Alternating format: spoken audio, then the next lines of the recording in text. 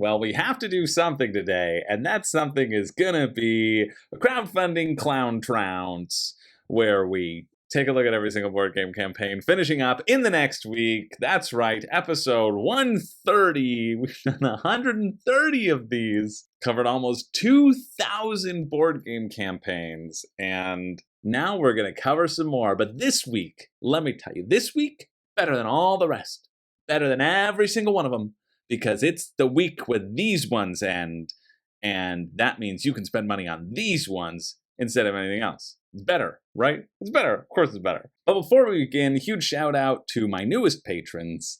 Now that that's done with, shout out to all my existing patrons, current, past, present. That's the same as current. I just love you all. You're all great. I have two mangy beasts behind me running around, so we're going to get this show on the road. But I just appreciate you consistently. Thank you for supporting the channel. Even just a couple bucks a month really, really goes a long way when everybody contributes. It's like a beautiful multi-level marketing scheme where only I benefit. Gotcha!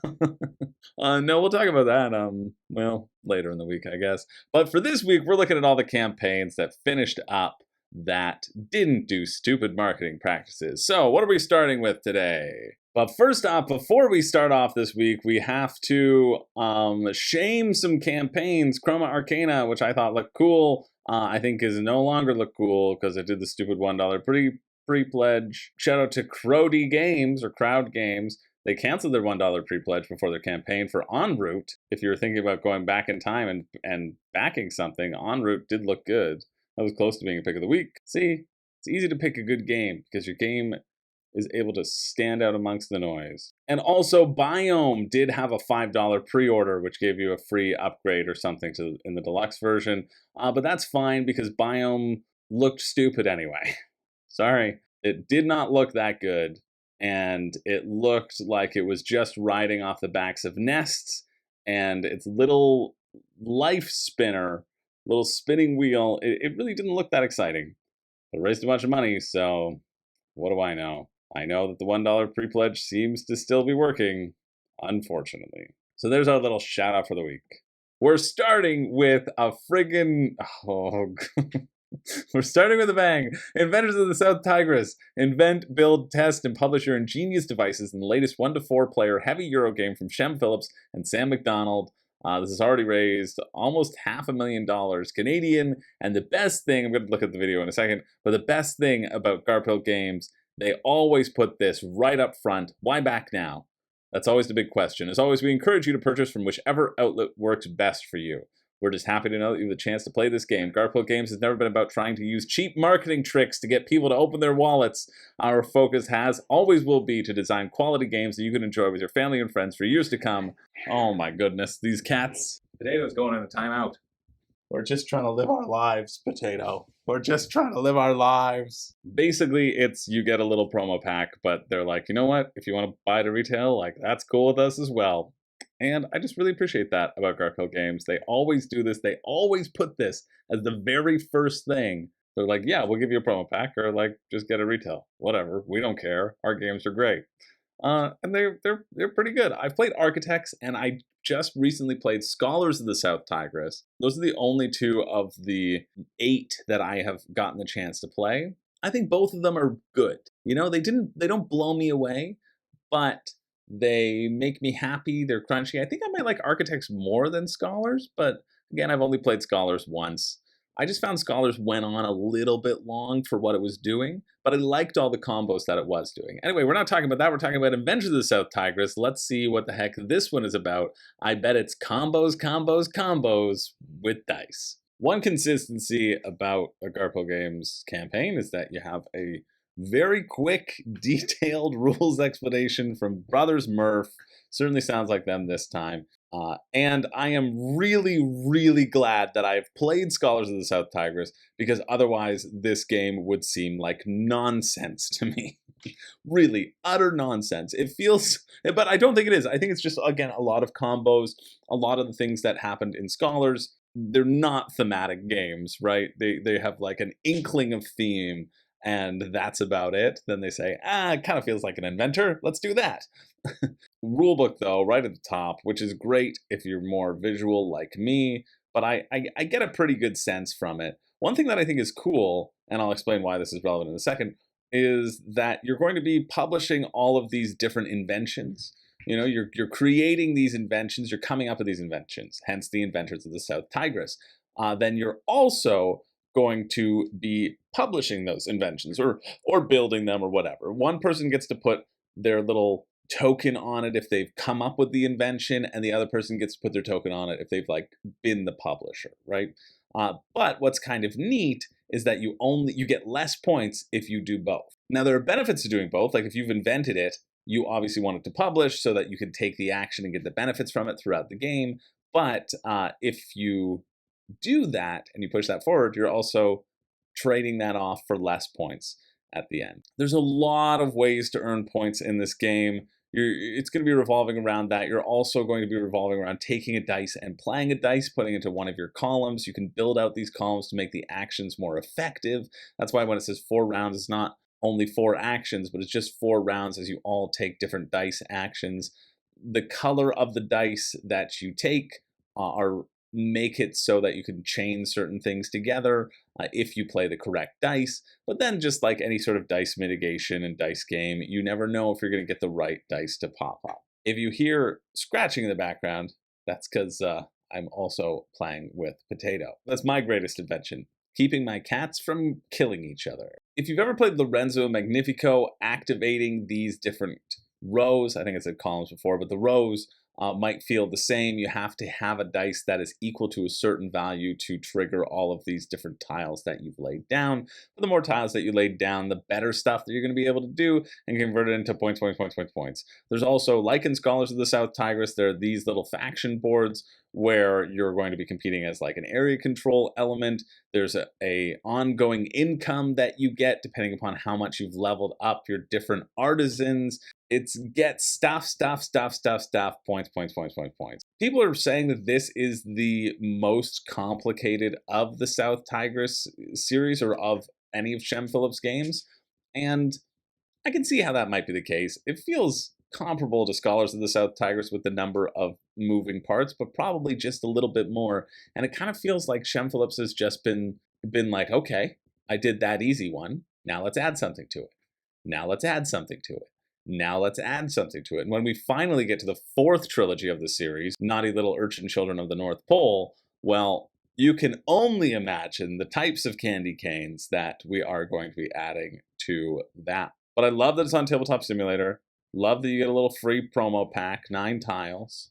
How much are you? Probably like 50 or something. 45 US, yeah. So 61 Canadian. And the shipping rates are 20 New Zealand dollars, 32 New Zealand dollars to get to Canada. So it'd be like an $80 game to get to my door. If I was a huge Garp Hill stan, I absolutely would pay for that because Garp Hill will get more of a cut if you buy it this way than if you buy it at retail. I think a lot of their games are still widely available at retail though, which makes this never really a consideration for me, being that I'm not a diehard fan. I quite like their games. I love the fandom that is created. I love the unity in their titles.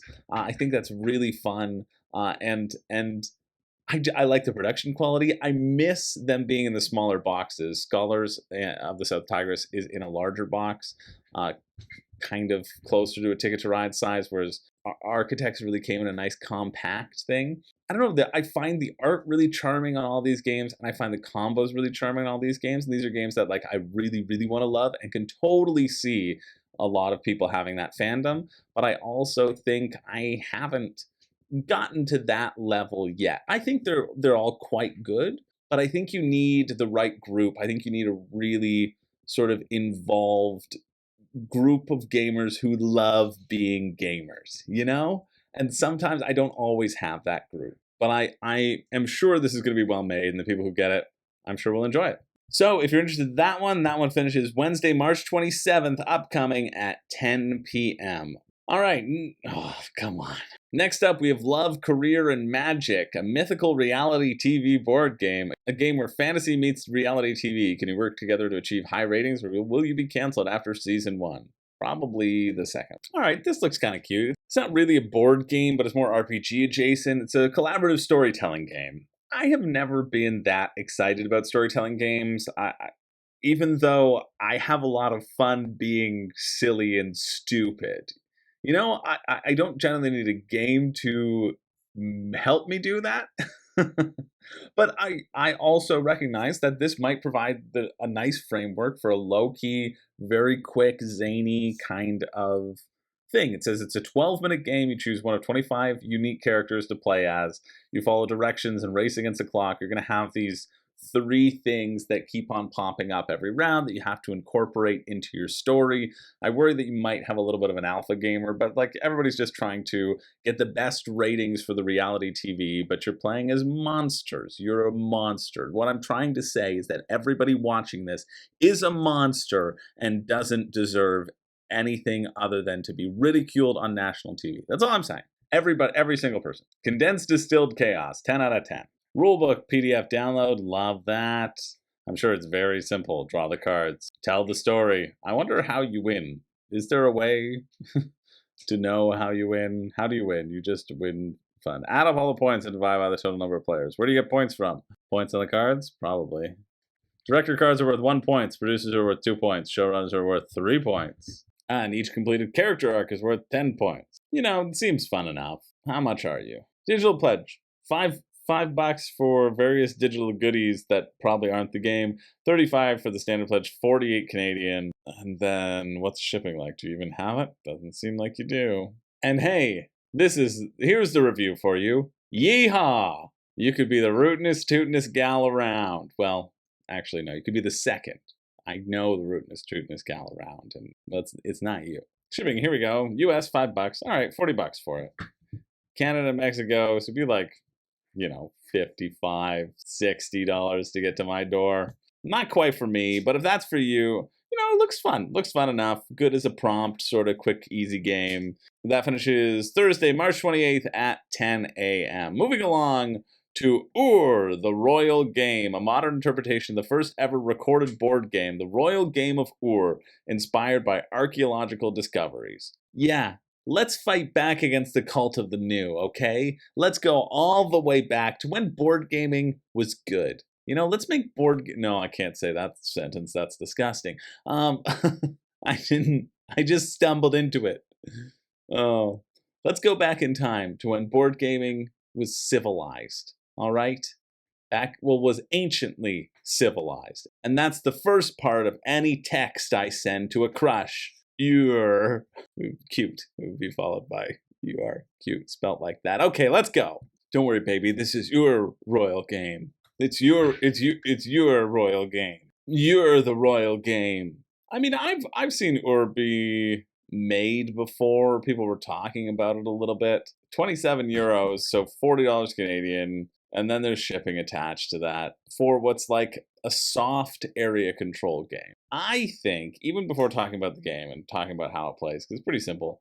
I mean, it's got D4 dice, the best dice, so you know it's the best game. I think most of the people buying this are like really super hobby-focused gamers, and they think it is cool to have the oldest game on record.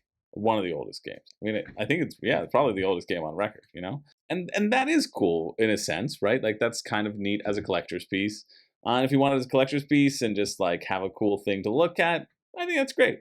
I think a lot of us also have like enormous board game collections that this will just get lost in it. Like it won't actually have a place of honor as like, hey, this is the oldest board game ever. And so because of that, I'm not that inclined. Oh, it's a racing game, an ancient racing board game. All right, maybe I do have to read this. Rediscovered in the 1920s. Like, I appreciate that there is a modern reimagined game, but I don't think that it's going to be perfect for lively game nights with family or friends. I just don't. Each player gets two pyramidal die. Each feature 2 tips marked, 1 silver and 1 gold. And if you're lucky, those 2 tips will touch. Various combination of these tips offer different options, ranging from movement possibilities to spawning pieces on a specific tiles of the board. Okay, get to keep going. Defeating the opponent's piece is possible by moving one of your own pieces onto the same tile. Yeah, I don't know why they're calling it a racing game, because it's an area controller. In the reimagined version of the game, players do not merely race off the board to win. Well, okay, there you go. Instead, they must dominate the board. The objective is for the players to have all their pieces positioned on all 4 Rosettas simultaneously to achieve victory. Beta rulebook, yeah, that's what I want. I mean, it's really not that exciting. You can spawn your dice here whenever you roll, and then every turn you roll the dice. And depending upon what tips are up, you can move a certain number of spots. And then also, depending upon where you are on the board, you can move in different ways as well. So if you're on the tile of Ishtar, you can never be captured, but you can capture opponent's pieces by moving onto them as well, right? Like, it's roll and move, but you get to choose a little bit how you move. And that wasn't that exciting. It's not that exciting. It wasn't that exciting in that Korean game that I played with the what was it? It was part of the Lemery Games 4-pack. It was the least exciting one out of those because it doesn't give you really any tactical decision. This was a fine way to pass the time 4,500 years ago, but for everything else, there's too much shipping. There's MasterCard? I don't know. Shipping, EU 8 to 15, US to Canada 9 to 18, a huge range, but that's because the huge places, you never know. Could be like $60 to get this game for something that you're not really gonna play. Not really. I guarantee you a lot of these people are like, yeah, that's cool, I want that, but it's just gonna sit on a coffee table. And if that's something that like you're excited about, great. But if you think you're gonna play it, likely you're going to play something else. That finishes Thursday, March 28th at 10 a.m. Moving along to Etherstone, an evolving card game designed by Virginio Gigli and Simone Luciani. Oh, I didn't know it was them, or else I might have taken a look at this. Illustrated by Paolo Voto. Let's go. I don't know.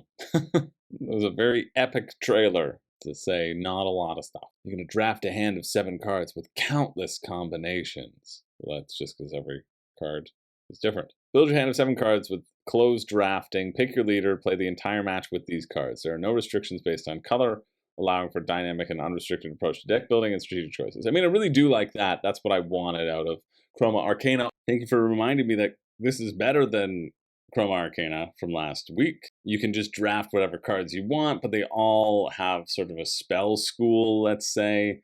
They'll give you a little hint as to what they will do and what they'll be most effective in.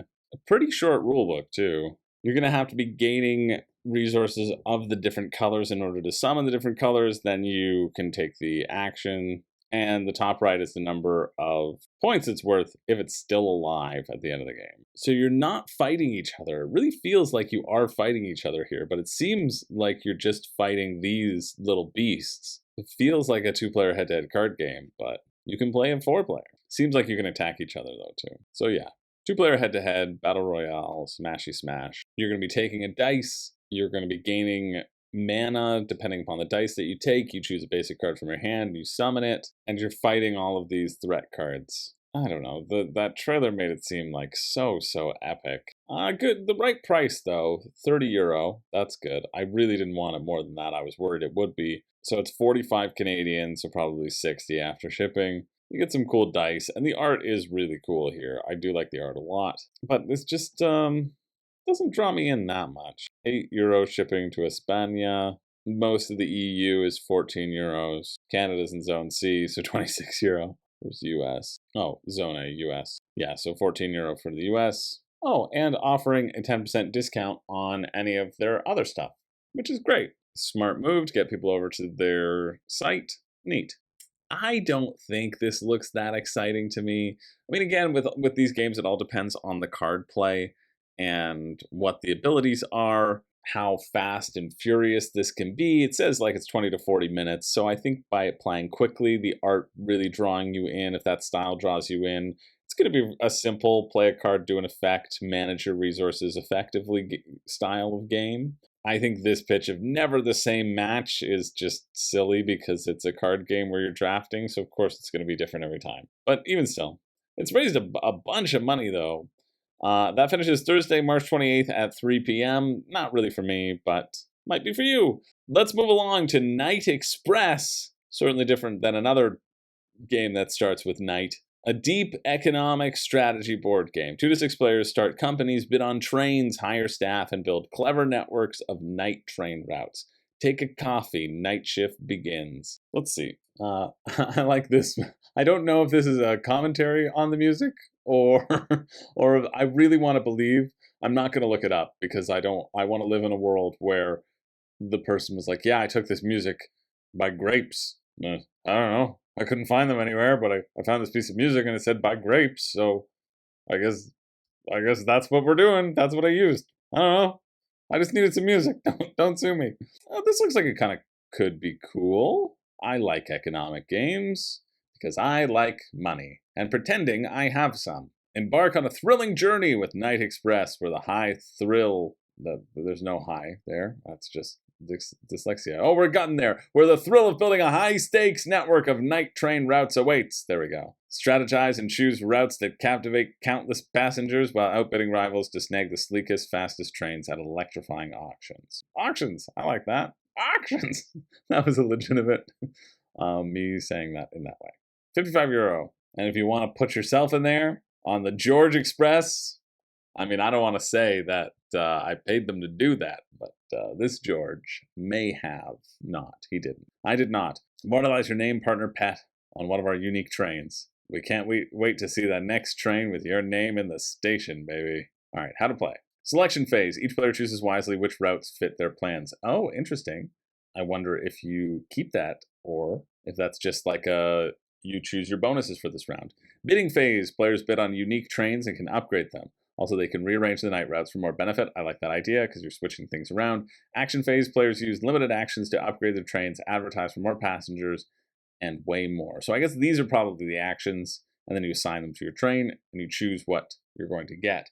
And then you might bid on something and not get it. I like that possibility. Event phase. Each player draws a unique event and must solve it. So it's a riddle. There we go. Outcome phase, you get some money. Higher phase, you get one-time bonus. What's in the box? Gwyneth Paltrow's head. Sorry. Spoiler alert for those who haven't seen The Sixth Sense. Embark on a sustainability challenge.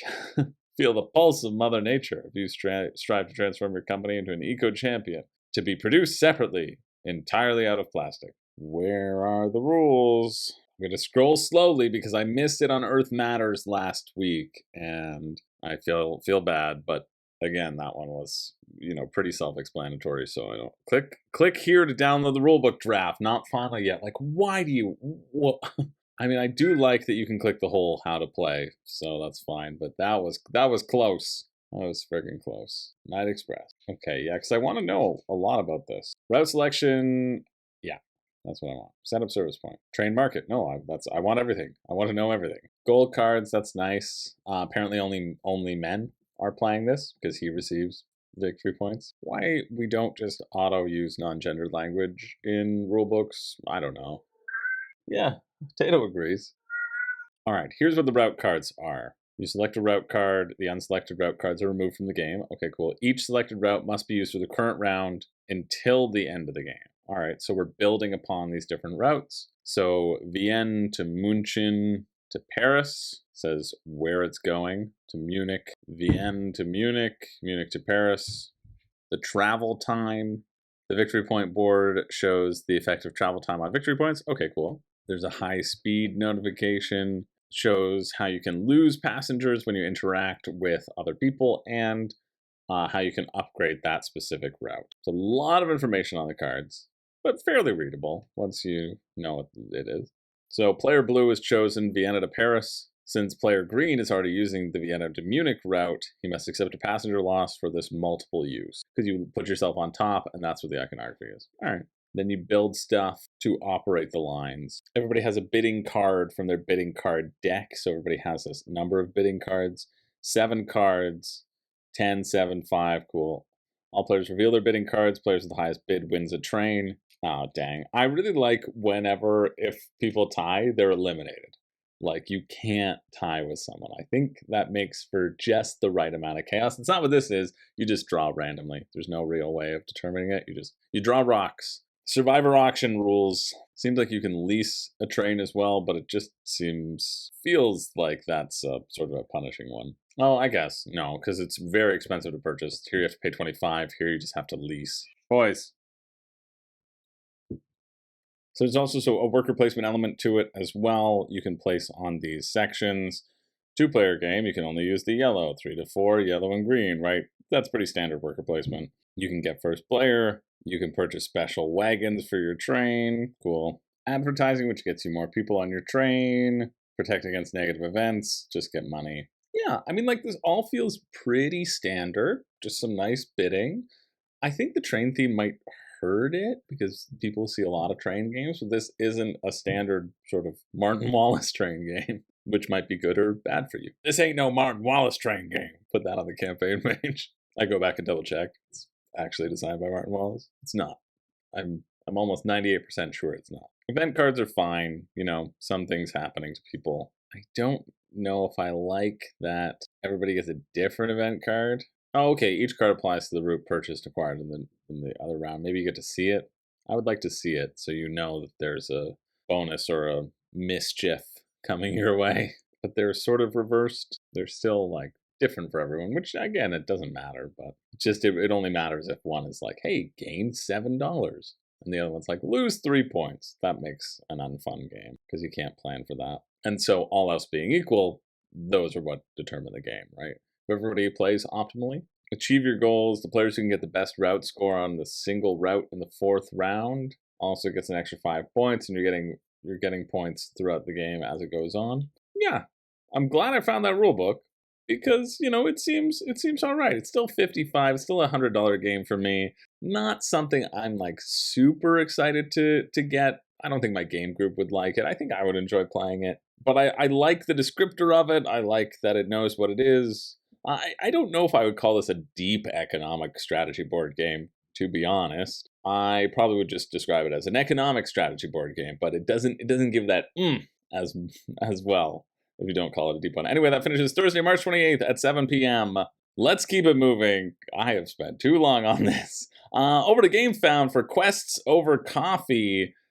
This one is finishing on the 29th at 1:59 a.m. Raised $35,000. An easy-to-learn, quick-paced dice game you can play over a coffee break. Well, look at that. Solo game of the month. Let's check it out. Yeah, really great video. Great video that shows that it wouldn't be a game for me, but I think it's a game for some people. You have some quests. You roll 3 dice and you say, hey, did I do that quest or not? Great. You take a sip of your coffee. You continue on getting items and hoping not to die in your pursuit of paying for your cup of coffee with stars. That's what you're doing. Sometimes you might even get to roll 4 dice, or 5 dice, or maybe even up to 6 dice, considering they give you 6 dice in the game. Take a character, if you like the art style, there you go. It's 33 Canadian, 24 bucks US, and then shipping is 5 bucks to US, 6 to Canada, and all these other places. And this is from Solo Game of the Month, so each month, Best with iGames will offer a limited edition small box solo game. Yeah, they also put forward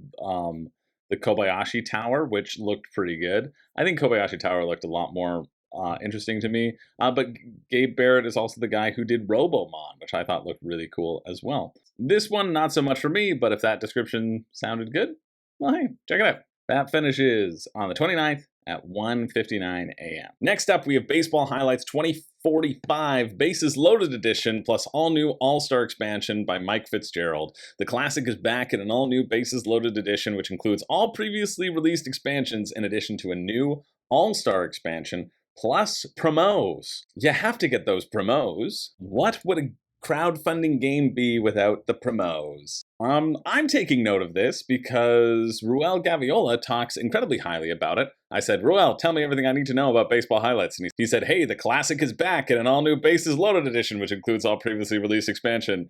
And I said, whoa, perfect, you've done all my work for me, and now I get to the tagline and realize he's a hack. So my experience with this game, I haven't played it, but is through word of mouth through Ruel. He's talked about it, brought this up on a lot of different sort of deck building lists, 2-player lists. He really, really enjoys this game and highlights it quite a lot. But he's also a big baseball fan. I think that has something to do with it. And so you're going to be playing a big old round of baseball, trying to get the most runs as possible. If you know how to play baseball, or you know that baseball is scored in runs, well, then you know the scoring of this game. You'll draw cards, play them to maneuver yourself on the field. Give me the rule book. Yes. Right close to the top of the page. I like that. Baseball highlights. It's only 48 US, 66 Canadian. I mean, it's going to be like 80 after shipping, but I'm interested. I'm intrigued. All right, let's look at this rulebook. 16 pages. In 2041, robotic players were introduced to get more offense back into the game. Humans are still in the game in 2045, but they're playing against robots. Well, we're getting close. Starting in 2032, baseball games were shortened to 6 innings because it was too boring to sit through 9. The sponsors wouldn't pay for it. In each minigame, each player draws a 6-card lineup from their 15-card roster, and at the end of a minigame, the winner is determined and new players are bought. So you're kind of building up your deck, right? A team must always be 15 players, so for each new player bought, one of the existing players is sent to the minor leagues. Tough luck. You're probably not a robot. Win the most minigames, you're the winner. Okay, so it's not just an inning, it's the XM Pullbot.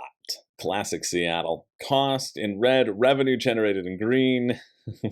Player type, natural, robot, or cyborg, yeah. Hitboxes represent the number and type of threatened hits the player can generate, so you can get a single, double, and a triple, but example bot. It's an example bot. God, that took me way too long. No wonder I was kicked out of my Mad Gab League.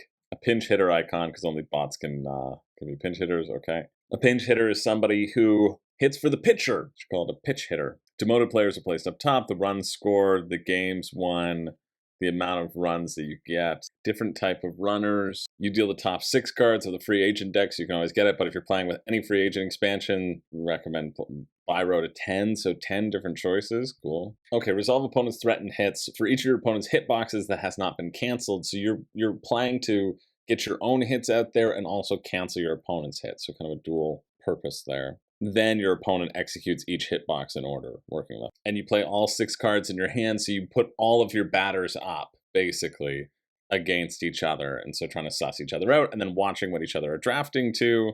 The team with the most runs wins the minigame. Advance the winning team's games 1 marker by 1. And then first person to win 4 wins, I guess. And then so some people will give you revenue, some people will not. But they're only generated by people in your play box, because people want to come see your team. And you're going to use those people that see those people then to throw away their favorites immediately and bring somebody else in. Cool. So it's this. It feels more like a head-to-head card game. I really like this example of play. It shows, hey, you play this. I'm threatening 2 singles. Well, I cancel out your single and you score 1 single, and I'm threatening a single and a home run. And then this person's like, okay, I'm bringing out my pinch hitter so that I can cancel all of your potential hits, because I do that against all naturals. So every card is going to have something where they can fight against, and you want to find that back and forth. Cool. This looks fun. Not as much deck buildery as I was expecting, but I guess because you're doing 6 people every round, right? You never know which ones you're going to pull out, but you're not doing that many rounds, so I don't see that much deck building happening. It's not like you're drawing additional cards or having the ability to draw additional cards, but it's more like this head-to-head battle-y style game. But it's $48, 66 Canadian. This is why you always look in the rule book, right? You find out if it is meant for you or not. I was ready to jump just based upon somebody else's recommendation, but it's always good to check these sort of things for yourself, or hopefully that's what Crowdfunding Countdown is for, that I'm able to give you that feeling. Or as I go through and try to shout out the salient points that make the decision for me, hopefully that helps you. Here's the shipping, 13 to the US, 19 to Canada, right? So I'm looking at a $90 game here. I don't think so. It was just high enough that it made me look in the rulebook and not just run over and be like, everyone likes it. I probably will too. But if you're interested in that, that finishes on March 29th. That's Friday at 12 p.m. Moving along to Flashpoint Legacy of Flame. Lead a team of firefighters through a narrative legacy campaign. Finally, Flashpoint is on the legacy train. I don't know. I want to watch the video and see. My initial gut is that it's not going to be that exciting, but Legacy does make things exciting, so maybe it'll be good. I just didn't really like the base game of Flashpoint, and so I see I like it more with all the complexities. Like, I played a family game first, and you didn't get to play with all the fun stuff. And so I worry that with Flashpoint, you're going to be taking those step backs so that you can escalate things. And then now you have a fire truck around. Now you have and it might be that sort of good narrative growing game, but maybe not one where you need. I mean, it's a good video. I know I don't like Flashpoint, and I'm like, well, maybe I'll like this one.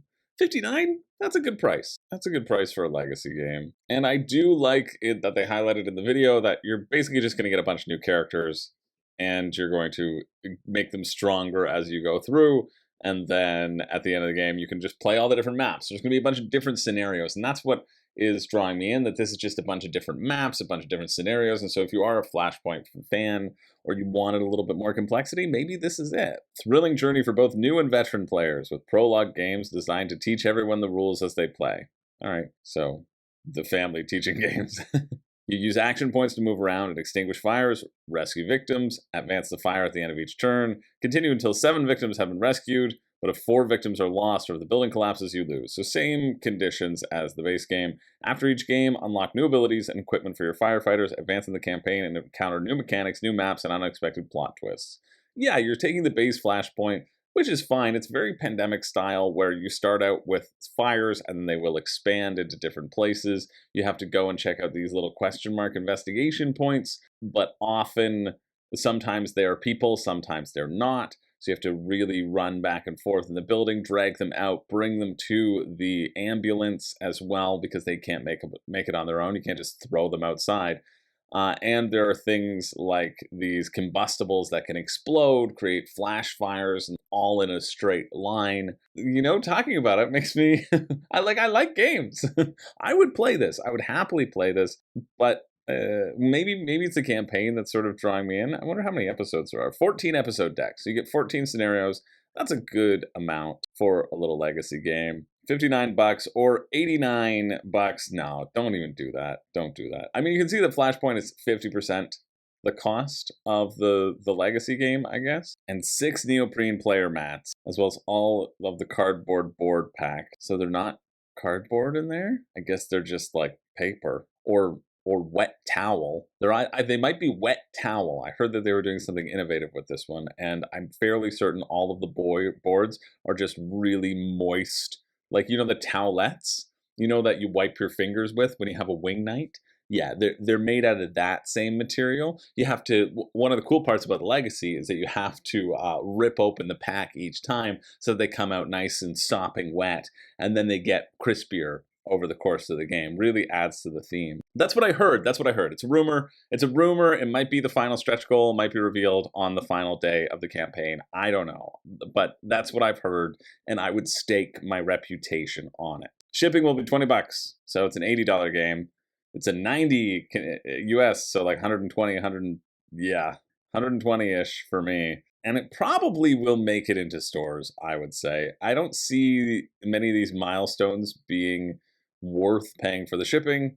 Ugh. 7 double-sided boards. Upgrade the maps from their, well, it says laminated books. No, I'm sure from their moist towelettes to cardboard boards, like the original game. These are not new maps. I like that they say that. Do they have the rule book here? I mean, you can read. I'm gonna kind of give them a pass. Boom, boom, boom. I mean, they just have videos. Flashpoint has been around forever. There's no reason not to have a rule book up here. I mean, you have a lot of video content, so fine, but I just don't know why there isn't just the base Flashpoint rulebook. Maybe because they don't want you to look at that one, and this one is too full of spoilers. As a legacy games kind of get a rulebook pass on me, but not really.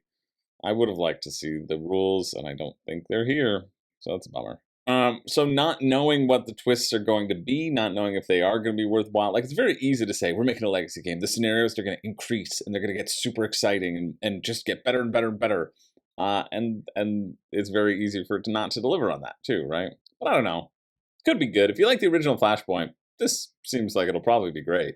I can only imagine they've taken the 10 years since Flashpoint's been out and improved it. So if you're interested in that, that finishes Friday, March 29th at 1 p.m. Moving along to Wroth by Chip Theory Games. I'm very excited to look at this. An approachable, I take it back, neon-soaked fantasy area control game from Manny Tremblay and Chip Theory Games for 1 to 4 players. This is also finishing Friday. Raised 465 currently. I haven't looked at this at all, but I know Chip Theory. I know some of my patrons, or at least one, got in on that strategist pledge. They're like, oh, I wonder if I can get the strategist. Yep.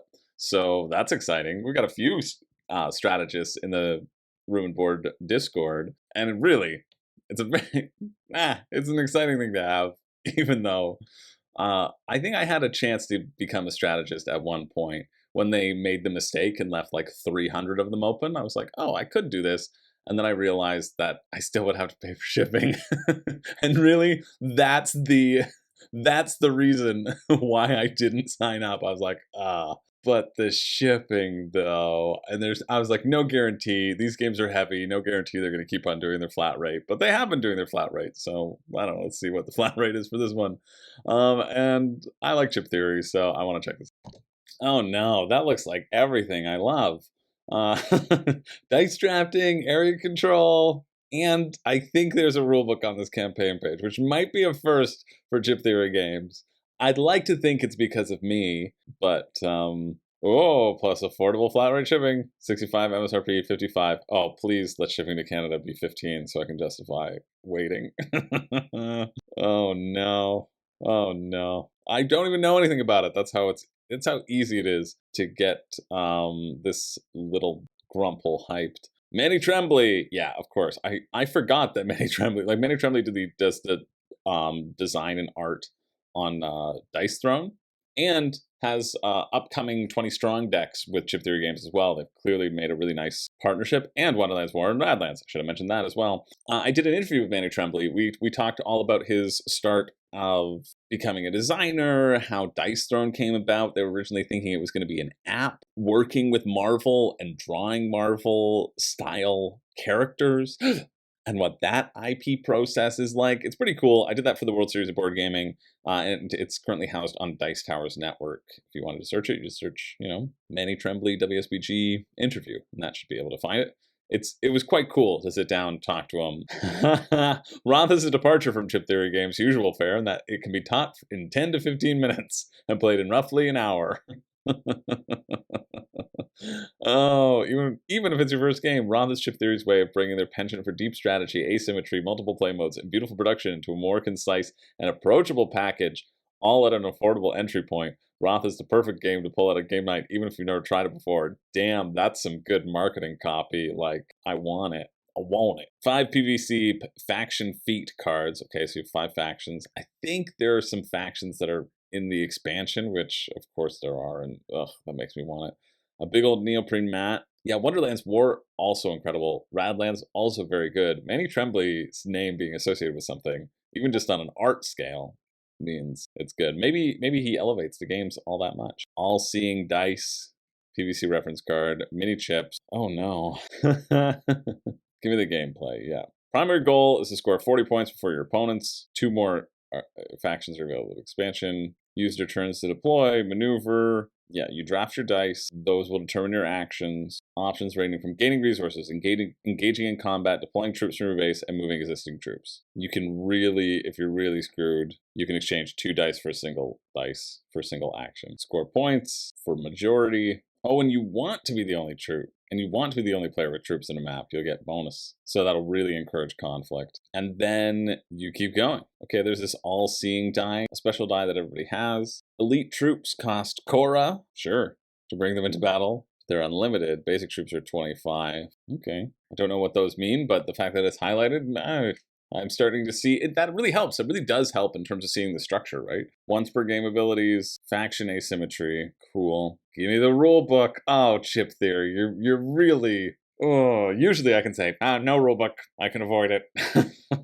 Not today. I can't. Cool. So there is a solo cooperative mode where 1 to 4 human players work against an AI.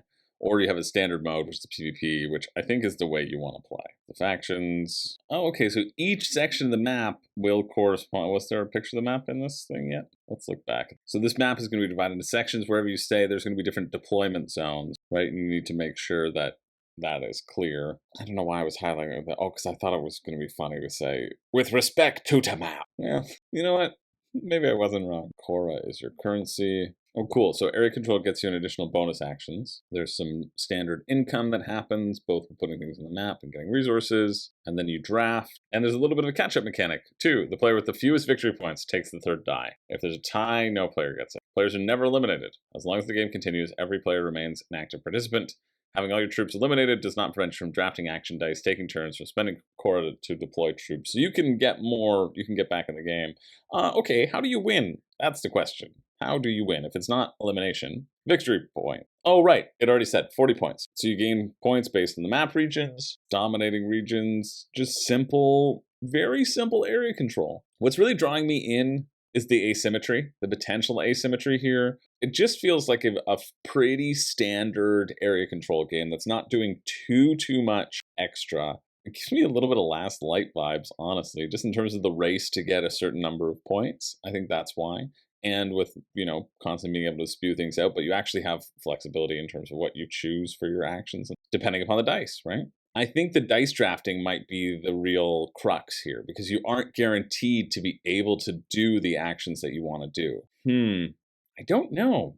I don't know about this one. Of course, there's a solo and a co-op mode, which is great. The all-in gameplay is $86 US, 120 Canadian. The base game is $55, 76 Canadian. And their shipping is always good. Yeah, the strategist, $1,000 for me. I got a couple strategists in the mix, and they've been pretty happy. New AI faction challenge, that's cool. They're bringing in a bunch of those. Dies tutorial, didn't have much success with my Dies experience, but then again, it was the Night Cage, so what can you do? Yeah, having a Paladin faction and a Vena faction, you're like, if this game interests you enough, you're probably in for the asymmetry. You're probably going for the all-in. But I don't think you need to.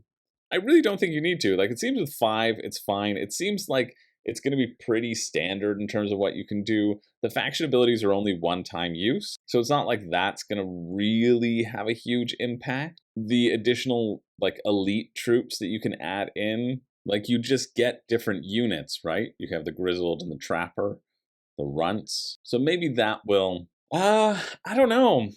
I have a lot of faith in Manny's idea of asymmetry just because of his work on Dice Throne, really. To making these feel asymmetrical, I feel this guy's... Oh, the colors in this are so badass. Deal damage, generate additional income, victory point bonuses, and then here, stealing... strength in numbers, additional damage or victory points. Feat once per game. Gain more Cora than you'll know what to do with it. The real question here is, are you going to sit on it or spend it? Oh no. I talked myself down, right? But the asymmetry is bringing me back in. I think that's, you have to be focusing on dice drafting. You have to be focusing on if these asymmetric factions feel like they're going to be exciting. That's what brings me in. The actual, like, base mechanics of the game don't feel that necessarily exciting to me because they feel standard, right? They don't feel bad. They just feel expected, I suppose. And so the difference, the twist, comes from not having action to the actions, whichever ones you may want, and then, wow, immediately add 10 to a region. 10 out of 10 would recommend. Oof. And then flat rate shipping. $10 to US, 15 to Canada. So you're paying 65. Well, I got what I asked. I did get what I asked. It's 15 to Canada. And it is only 10 saving on MSRP. That being said, not a lot of stores carry chip theory games, so I don't know, maybe I should just ask my local store to do it. I mean, chip theory, they always subsidize their shipping really well for everybody, so they're little mini chips to make sure you hit that chip theory, you know, custom dice, custom chips. For 55 or 65, for me, 76 Canadian. Yeah, this one does look cool. Oh, wait a minute. Colin messaged me about this. Colin, are you backing this? Oh yeah, great. Colin's backing Wroth. Perfect. I don't have to worry about it. Colin talked himself out of Veiled Fate because I've got it, and that's great. And Colin is backing Wroth, which means I'm going to get to play it with Colin. Fantastic. Moving along. I don't have to worry about making that decision, but you still do. Yeah, base game feels good. Base game feels good value. And if you really like factions, and I know everybody does, like, what's the difference here? Pledged 415 times. Yeah, pledged 3,128 times. We all know we love asymmetric factions. It's the #1 friggin' board game mechanism out there for a reason. I'm surprised this hasn't raised more. Maybe that's because of the lower funding goal. 4,000 almost 4,200 backers. I wonder how many backers comparatively, right? If we look at the difference. Let's look at Hoplomachus. Hoplomachus had 5,200 backers, right? Still raised a lot more because it was more expensive. But the relative number of backers out there, I'm sure this had so many more. 7,000 backers for 20 strong. And then, well, Elder Scrolls, 14,000, 15,000 backers. 15,100 million, I should say. Yeah. Cool. Yeah. Looked good. What can I tell you? We're moving on. Moving along to Nexus, unsanctioned big box expansion, an epic expansion of pre-painted strategic mayhem for the Nexus Arena combat system. I've covered this before. This has been on Crowdfunding Countdown before. You can look at that for a full breakdown of it. I saw an ad for this, and they were like, hey, we're just going to make everything better with pre-painted minis. The basics of Nexus is it's a big battle royale style game where you slam each other into traps that are on the board, and you want your champion to win and everybody else's champion to die. They've been trucking along. They're just a small sort of indie company. Let's see what their video's all about, and then I'll tell you more about it. Yeah, it's just more of the same of what I've been telling you.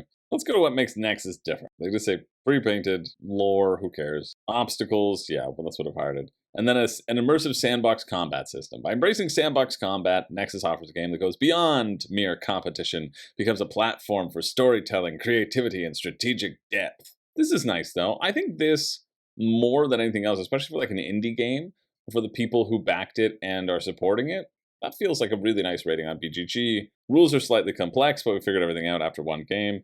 Yeah, it's just kind of they've got the rules down here, which is great in the how to play system, which I've read through these before, for sure. Well, 52 pages. I've skimmed through these before, for sure. And that's basically because, like any of these sort of sandbox battle royale style games, you're going to have different movements, right? Different combos. You don't really need to worry too much about it. You've probably seen a lot of that before. It's on your turn. Move 3 spaces, punch your opponent in the face, push them back. If they go into a trap, they get this. And so I think what the draw about this game should be is the theme. Because let's get one thing straight. You're not here to lead your helot to victory. You're a Lannister, and that means you're here for your own fortune and glory. It doesn't matter if your helot dies. It matters if you get a lot of money when it happens. And so you're engaged in the battle with the crowd's attention. So this becomes like a gory blood fest of how can I get the most coins and the most points through doing these attacks. You know what this reminds me of? There was a Wii game way back in the day called Mad City. It was all black and white. I think it was called Mad City. Maybe it wasn't. Wiki. Mad World. That's what it was called. And honestly, it was great. It was a very fun beat-em-up game as you went through these levels, and you got points for killing your opponents creatively. It had an awesome art style. Like, it was really good. I got rid of it. I don't know, I gave it away to somebody, or I sold it for like $10, and they were like, are you selling it for $10? You can't find it anywhere. I was like, yeah, but I'm done with it. Now I want to play it again, but maybe it'll come back in some form. I don't know how well it did. That doesn't matter. That's what Nexus reminds me of. Exactly what Nexus reminds me of. The idea using different things, navigating the arena, smashing your opponents into the floorboards, and getting the most points as possible. I think it looks fun enough. I think that idea is interesting, and I know that it's very expensive. So 210, I guess it's not that expensive. 90, so they're selling the base for 120. That's kind of standard, but then after shipping and after conversion for me, right, it becomes almost a $200 game, and it's not really my style of game to spend that much money on it. But I think if it is your style of game, it looks like it's well done, well produced, good storage systems, potentially easy to get to the table. Like, and I'm impressed too that, oh, I really like this. Each section of the rulebook has a QR code that will take you directly to a tutorial video if you are a different learner. And I'm also very impressed as to how much these people have just kept on trucking. I think they just keep going, and good on them. Shipping's also expensive, right? It's a big old box. 20 for just the expansion, 30 for the board game bundle. To Canada, it's 44, right? So I would be paying for a full bundle of this, like close to $400. And for a game that I think is just like fine, looks good, but just not my cup of tea, I'm not going to do that. But if you're interested, check it out. That finishes Friday, March 29th at 8 p.m. Moving along maybe to Algae Inc. It's almost raised enough money, and it's by Game Brewer, which I have mixed feelings about. I think their stuff always looks fine. You know, they're a company that's always producing stuff, and I'm like, that looks like it has a chance of being okay. But then some of them potentially look really good, like the Nile Delta. That one was good by Game Brewer, and that looked fun. And they all look really well produced, too, and they're all sort of Euro-based. So that's why I like looking at them, and I hope this one jumps out off the page. That weird Gnomes versus Princesses, that was them as well. So yeah, let's take a look at this. Even though it hasn't hit its funding goal, I think there's a good chance that it will. I don't like covering things if it's just going to get canceled. You know, what's the point of wasting all of our time? But yeah, Stroganoff looked good too, but they all look good. They leave me with a sense of like, yeah, this looks good, but not enough to pull the trigger, which I don't think is helpful. But we'll see. Navigate the intricate depths of the algae processing, where every move counts in this uniquely tactile and an asymmetric gaming experience. I do love Algae Inc. will only be available during this campaign. There'll be no late pledge. No late pledge, okay. So you're not funding. And the game will only be available on a limited basis through normal distribution. So it's only available now. But the MSRP is over here, because maybe it'll be available, just so we can give you the appearance of a deal. Trolls and Princess, that was it. Oh yeah, Amygdala looked fine. Delta looked good though. Fulfillment's already planned in October 2024. Yikes, I wonder what's going to happen if they don't raise enough money for it. But this is something that appeals to the Eurogamer in Chris. But not for $90. Ugh, plus shipping. Yikes. You know, you've got something so expensive. Charging you $1.50 for a French rulebook. I mean, I like that it's an add-on so they don't have to print additional stuff. Why are you... Why are you charging people? Oh, just take the hit. Like, just take the hit. Just don't charge $1. Yeah, Trolls and Princesses coming in at 68 Canadian, or Delta at 68 Canadian. That feels a lot better than that. I do remember Bone Wars as well, but not for the reasons that the game wants me to remember. I guess we're covering this because I've talked enough about it. Okay, welcome dear department manager. Let's look at all the main tasks and functions you'll be performing this month. You've been put in charge of one of our 4 different departments here at Algae Inc. No better way to start Monday than a hot cup of coffee and a task list, am I right? You'll need to supervise your team by visiting the different sectors of the factory. Plan your journey well, as you won't have time to do it all. Unless you're Sarah Jessica Parker. I don't know how she does it. Well, this just feels like a little action selection bonuses. Then you have to choose one of 3 main actions. Recruit a staff member. Hire new staff, you get to build out your actions. That seems simple.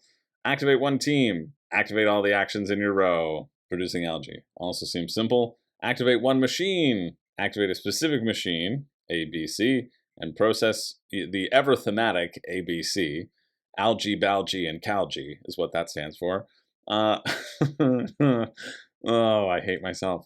I hate myself and everybody watching this, just so you all know. But I hate us all equally. Anyone who got even the smallest enjoyment from Algae, Balgae, and Calgae, which I just want to keep on saying that. Oh, God, I hate myself. I hate myself more than anyone ever could.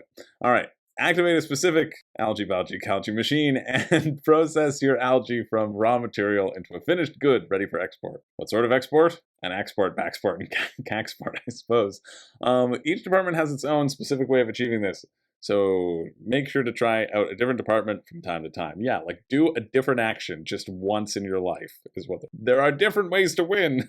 There's one way that seems very obvious, but please, just try. Just try something else. I was playing, I forget what game I was playing. I was playing with my former friend and now nemesis, Josh. We were playing a video game. I think it was Star Wars Battlefront. And we were on a team. Or maybe not. Maybe we were against each other. It doesn't matter. And we were trying to figure out the mechanics of the game, right? Like he had a lightsaber. He was trying to figure out how to use the Force lightning or whatever. And I kept on coming over and I kept on killing him. And he just, on one of those things, he said, please, just let me try. And now that is a moment that lives rent-free in my head. Please, just let me try. Oh no, we were playing FIFA. It wasn't Star Wars, it was FIFA. We were playing FIFA, and he was like, he wanted to try like a spin move. And then I was like, okay. And then he scored the goal and was like, yes. I was like, I put down my controller so that you could try, right? And he's like, wow, doesn't matter. A goal's a goal. Oh, anyway, that's what that reminded me of. All right, let's get back into it. Oh, the joys that Algae does. That was too much. One too much. One too many. Eventually, it'll be time for you to export your finished goods, pay attention to the demands of the European market, and try to score milestones before your colleagues. After all, we do work for the same company, but you're really after that big promotion. Download the rulebook. I do want to. Oh, they're going to go to their stupid Game Brewer site. You can't zoom in on anything. Ugh, and it never loads. Get a better server, Game Brewer. So you're going to manage a department. You're going to be in biofuel, cosmetics, food, or bioplastics. Obviously, cosmetics will win. That's why you see so many people walking around just covered in algae. What do you have to say to the people, Artie? Sensible. Very sensible. Let's give the people what they want. Oh no, that's my scrolling hand, Artie. Well, it's just a little out of reach. Oh boy. Yeah, this is I think the element that brings me the most excitement out of it. You're going to go through the different weeks, you're going to go through this board, you're going to pick one of these things, and then there's this track. This track looks different from whatever the less readable version has been in the pictures that they're showing us. Doesn't matter. But I still have to go look at it because that's how my mind works. Oh, it's gone.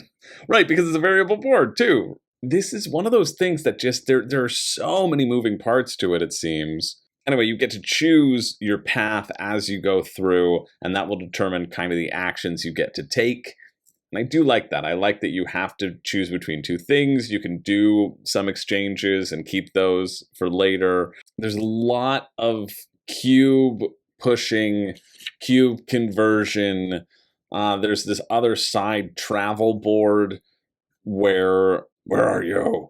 Where you have to send out the algae to the different places that want to buy the algae and cover themselves completely in algae and show up to their nephew's quinceañero,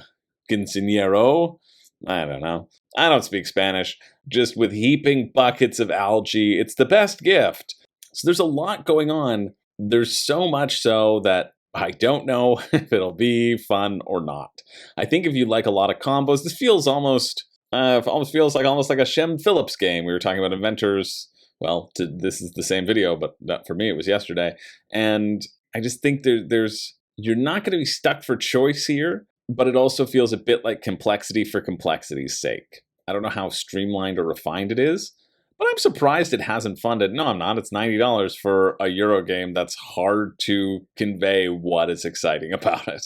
Plus an additional 16 or 20 euro in shipping, right? This is a $120 game for me, and for me, it's not. But if that idea of lots of combos gets you excited, this is the only chance you have to bring it to life. Maybe it won't exist. I bet it'll still exist, because I think Game Brewer is just set to print it, and they're just going to try to get some pre-orders. So I wouldn't despair too much if it doesn't make it. Will this get funded? They don't have a single full playthrough. Yeah. They said they'll do a playthrough in a few days. That's, yesterday. For something of this complexity, you need that initial fun factor because people are going to glaze over. Like, even going through this rulebook is a tough one right now. Like, there's no... I know it's draft. There's going to be examples, etc. But it's a slog to get through, especially when you're dealing with multiple factions. So we got to move on. But if you're interested in that, that'll finish, Friday or Saturday. Or Sunday, the 31st at 11 a.m. 40 backers having raised $6,500. Sorry, having raised 39 backers, having raised $6,500. Somebody just dropped their pledge because it crossed the goal. I don't think people are spending on average $160 here. This feels pretty inflated, just to say that you hit it on day one. Probably what happened. You can't get away from the backer numbers. We're not going to cover that one. Let's look at something where the numbers actually make a little bit more sense. Gearworks Deluxe Editions and new promo cards. Solve a clockwork puzzle and build fantastical contraptions with the help of 3 new tinkerers. They are giving everybody a free playmat when you get the game, though. That seems fun, especially because it's about laying cards down. That video by Grant Lyon up there was very quick. Well, you didn't see it, but he was there. Trust me. He's there. He's real, okay? He's right beside me right now, Grant. Thank you. You're real. He's real. Everybody who's on this channel is real, right? Right, Maggie? Yes, of course. Oh. And you're the specialist Oh, wow. boy. You're my Oh, love. thank you. I love you so much. You're so I talented needed and somebody to say those handsome. words to me today. I Yes. needed it. Oh, She's now real, look at okay? this. You're going to play a bunch of cards. You're trying to build contraptions. Each column can only have one of each color. Whenever you play a card, you want it to add or subtract to the cards next to it. And you want to control rows that you have as secret objectives. Yeah, this looks like a solo game. So I'm glad they found new solo rules. There's some special abilities that you can use. Oh, and the order of the rows have to be either ascending or descending. So it's kind of a little bit area control because you want to hold on to certain cards, maybe middle cards. You don't want to get boxed out, though, of certain spaces. It seems kind of fun. And for only $23 plus a playmat, that's pretty good. Playmat will be folded around the game, or you can select premium playmat box as an add-on, US only. I don't know why there's a limited quantity of things that you're producing, though. Is this a lie? Yep, looks like it's a lie. Standard game and playmat, limited quantity. Oh, standard game and playmat. Look, some more limited quantity. No, we're moving on. That's dumb. I got one thing to say about that. You Shady Pooch. You Shady Pooch. And that's too bad because it looked good. But like, I'm done with shitty marketing tactics. That's what I'm done with. I'm done with people who are just like, you don't need to manipulate people like that. You don't. Unless it's an actual real thing. They say I have fewer than they thought. They say that some got lost in a warehouse. Did they find the warehouse? Okay, so limited copies remain. No reprint planned. Shipping in May 2024. All right, so they just got lost in the warehouse and they finally got back to them. So they're like, I guess we'll sell it. And so they must have released a few more. Just it's a everything must go sale. Quantity available may increase as backers cancel original $29 reward level. So they had a few cancellations because they were reminded that the game was going to be played, and then they're offering them now. I don't know. It seems fun enough. I'm willing to give them a pass on the limited pledges. It seems like that actually might be legitimate. I take it back. What's shipping going to be? US $6. Canada 10. This is a good deal. Whether or not the game appeals to you, I don't know, but like the playmat and the other seems like a pretty good deal. I think I wouldn't play it, even though it is a good deal. I don't think it looks that interesting. I think the gears being in your hand secret, it's kind of a fun take, I guess. You can download the rule book, but I kind of already knew that. Don't really need much here, but there are 2-player rules and a solo. Sure. All right, fine. That finishes Sunday, March 31st at 4 p.m. I think it looks okay, but I think if you think it looks good, it's a pretty good price. Like, one of the best prices on this week for sure. Let's move on to this, which I only clicked on because of the name. You Shady Pooch. And because I wanted to say it. I wanted to call you all, you shady little pooches. The game where posh pooches behave badly. Wow, they gotta be posh, eh? They gotta be uptown pooches. Hanging with downtown pooch? Which are you? Drop in the comments. Uptown pooch? Downtown pooch? Let me know. Alright, let's see what this nonsense is. It's gonna be bad, right? It has to be bad. But maybe, just maybe, it might be the greatest game of all time. We'll see. That's the key. There's the twist that makes it interesting, you shady pooch. Fun and fast-paced, perfect for a girl's night out. Well, Sarah, I think it's perfect for any night out with frantic fun. And do you want to ante up with your dog bones? Oh yeah, I want to find out, do you keep dog bones? Is that going to break the game? Give me 1 second. Okay, you win all the bones in the pot. You had to ante up with a bone, obviously. Look at this sassy Ariana Grande pooch against, what are these other pooches? Well, taken in context, they kind of all look the same.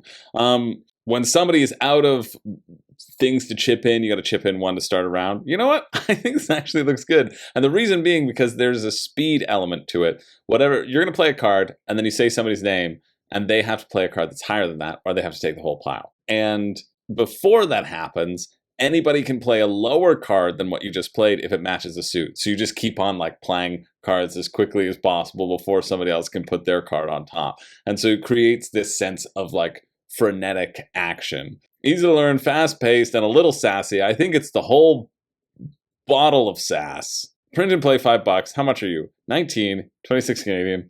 How much is shipping? I think I want this game.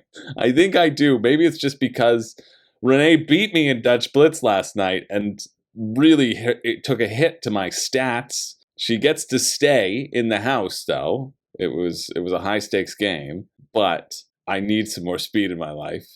Maybe I just need to call people you Shady Pooch. Well, when you pick up the pile, you have to say you Shady Pooch. And I assume you could make that sort of a gameplay mechanic where that stops people dogpiling on everybody else or on the pile before you can grab it. Like you have to grab all the cards. Canada, $8 shipping. So it's be 26. It's be 26 Canadian plus $8 shipping. So like 38. It's like $40 for something that should be like 15. I don't know though. Sorry, you can get a deluxe set with steel stemware? Girl. And that's free shipping, right? That's free shipping? The deluxe set? Oh, it's not it's free to the USA only. Dang. All right. Take it away from me. I don't understand why the early bird was more expensive than the game. Because you get the print and play files as well. Nobody wants the print and play files. You just charge people more for the game that you can get less now. But look at those Shady Pooches. I don't know. This is it's only got 25 backers. So is this fake too? Average $60. No, it's because of the stemware. For sure it's because of the stemware. No, only one person did the stemware. 2 people became a dog queen. Okay. This game looks good. I want it to exist. Oh, you Shady Pooches. Is it worth $40 though for a game where it might replace Dutch Blitz? Well, would never. Okay, whoa. I know what I just said, okay? I didn't mean it like that. Replace it in people's request. And if that were to happen, I would just burn it. I don't know, you Shady Pooches. I don't know. Let's move on. The finish is Tuesday, April 2nd at 10:09. We're moving on to our last one that we're covering this week. Well, we have another one that we're going to talk about just very briefly, but we're not going to cover. You know why? $1 pre-pledge. We don't do that around here. And it's a shame because that would have been the pick of the week. Would have been. But it's not going to be this time. But let's check out this one. Under Our Sun by Tabletopper Games. Under Our Sun is a fully cooperative or semi-cooperative exploration board game set in the Poconos. Also set in a post-apocalyptic Pocono world where life is at the mercy of the sun. 1 to 4, 6 with the expansion. Players embark on an adventure. Great. Really love emphasizing that. Chip theory, take note. Players embark on an adventure, assume the role of survivor, and join forces to reach a common goal. Players beware, not everyone may have the same goal in mind. So we've got a core pledge for €67, 100 Canadian, for this exploration style game that the designers came up with 8 years ago. It's really interesting. I was thinking about this a little bit as they were explaining it in terms of what people come up with, what ideas people come up with, and then like how long development does take, because for a lot of things, it takes a long time to fine tune. Everybody has daily lives. You have to eat and live and exist, and you haven't cracked it yet sometimes. Character, thick skin, love it. Already in. I'm already in. Mini only in the deluxe character set. Okay, cool. So that's this combo pledge, clearly, then. 85 gets you minis. Or you can get standees. I don't mind standees, especially with this beefy, handsome man right there. But yeah, the idea of this exploration board game, this post-apocalyptic thing, and then we've seen that a bunch, right? I don't know when Dead of Winter came out. When did Dead of Winter come out?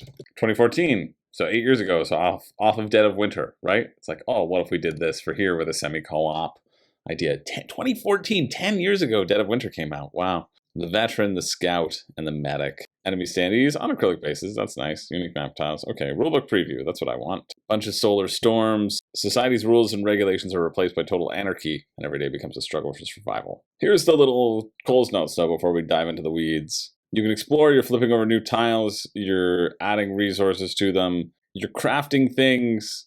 You're scavenging those resources, getting gear, preparing for upcoming challenges, whatever those challenges may be. And then you're surviving, navigate an unforgiving landscape and adapt to extreme conditions, be it nature, human, or something unknown. Danger comes in many forms, a bunch of danger decks. They're going to appear, or they'll appear on that space. Maybe when you move into that space, that's something I want to check. Or if it gets spawned right away, it seems like it's when you move into that space. So you know you're going to have to deal with something, and you're making the choice to deal with it. I like that. I like that in terms of any sort of exploration game.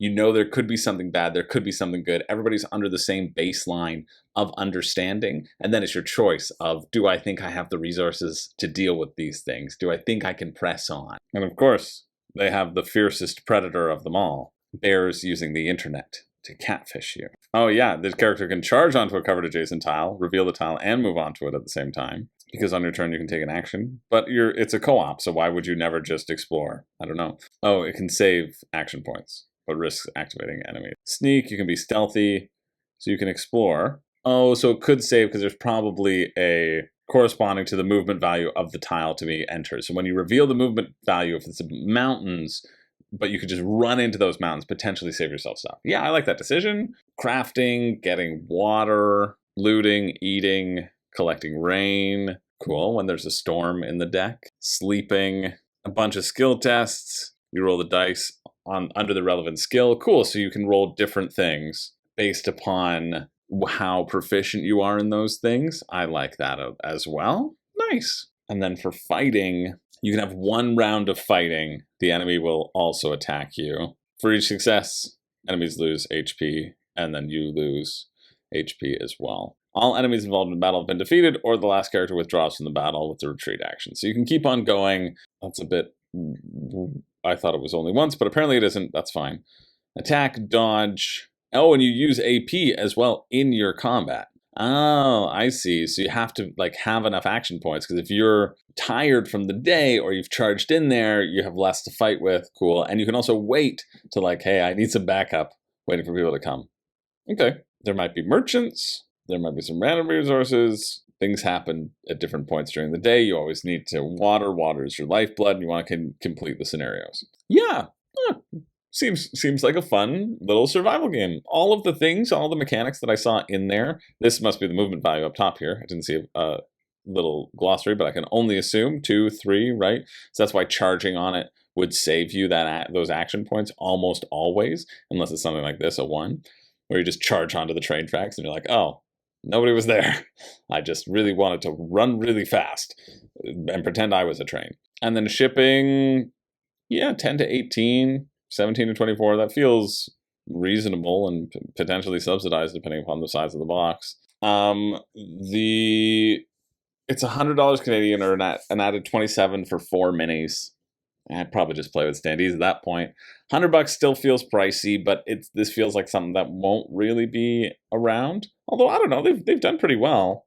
100,000 euros, that's pretty good. If you like action points, yeah, a nice little review. It'll tell a lot of stories, and kind of Dead of Winter-esque. So if you're looking for something Dead of Winter-esque in a post-apocalyptic setting, I think this looks, it looks pretty neat. Probably a bit too expensive for me. It'd be around $130 for me. And again, for me to pay that much for a game, rather than all the ones you can get at retail for cheaper than that, potentially 50% of that, it's a tough ask, right? But even still, that seems kind of cool. So that also finishes Tuesday, April 2nd at 1 p.m.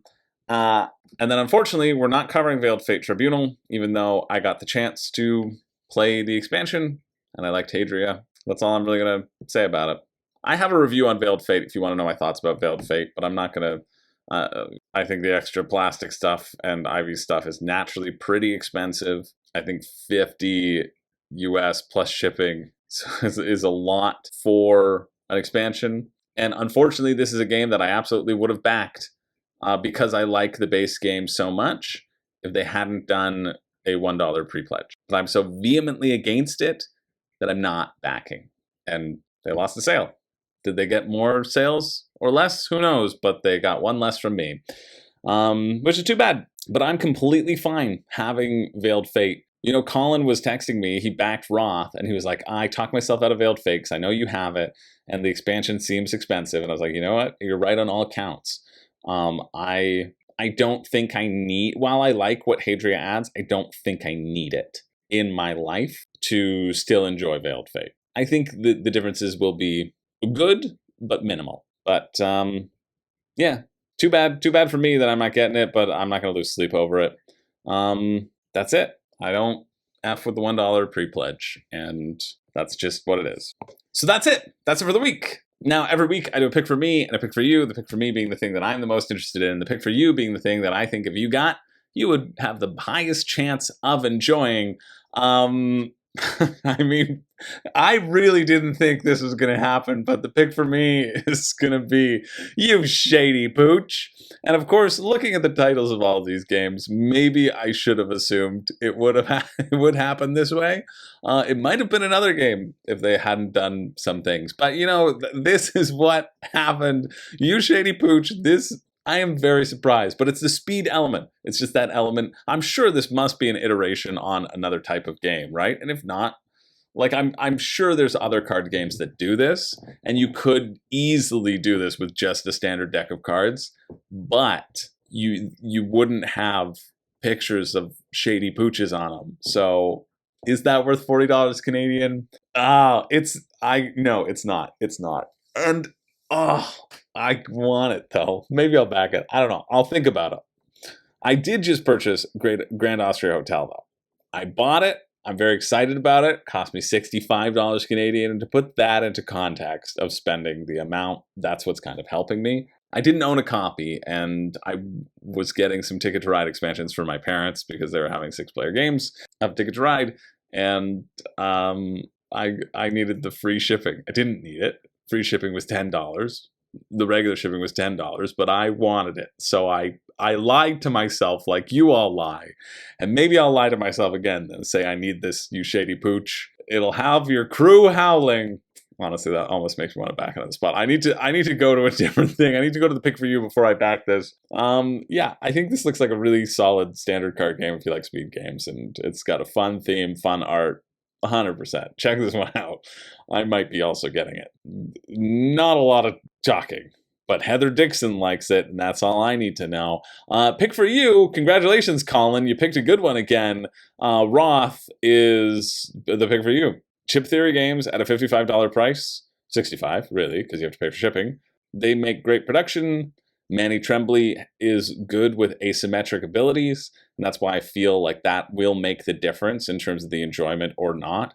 It will, like the base game without the asymmetry wouldn't be that interesting, but the asymmetry and the one-time abilities do feel really powerful, which oftentimes they aren't powerful. These feel like really powerful. So yeah, I'm excited to play this. I'm excited for Colin to get his copy, and I'm excited to play it with him. Way to go, Colin. You picked a good one again, buddy. Congratulations to me, because, hey, now I get to play a fun game, and my friend has to spend the money. And I get to do nothing nice for him ever. That's it. That's my pick for you. Take advantage of your friends. Hey, if they're buying a board game Kickstarter or campaign, somebody's going to take advantage of them. It might as well be you. That's it. That's it for the week. Thank you, everybody, for watching. Let me know if there's anything in this this week that gets you excited, gets you hot and bothered. I think you know what's getting me hot and bothered, you Shady Pooches. But yeah, I hope you all are having a wonderful day. I always like hearing from you, so let me know. Until next time, until we meet again, my name is Chris George, and I was really hoping something cool would come out there, but like a tagline or a catchphrase, but I don't have a catchphrase. Maybe one day. Although if I did purchase something on Kickstarter, maybe I could finally lay claim to it. I don't know, maybe if I spend $1,644 Canadian, would they let me use You Shady Pooch as my catchphrase?